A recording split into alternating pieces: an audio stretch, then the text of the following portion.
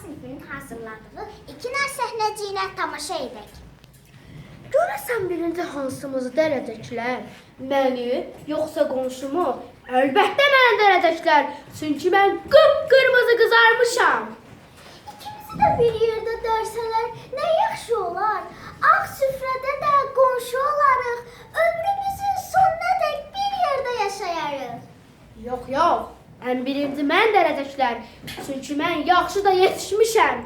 Qonşum heç yaxşı yetişməyib. Özdə hara tələsir ki? Əgər məni döymək istəsələr, onlara başa salaram ki, əvvəlcə mənim qonşumu dərsinlər. Axı ondan ayıbdır.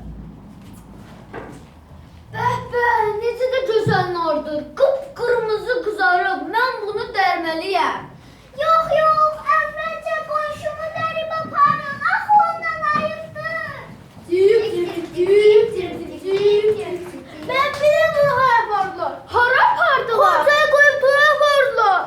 Artıq mən buna dözə bilməyəcəyəm.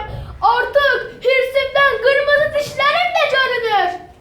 Vay. Artıq dənələrim yerə səpələndi. İndi sərtələrə yem olacağam. Əziz dostlar, paxıllıq mənfi keyfiyyətdir. Siz də heç vaxt paxıl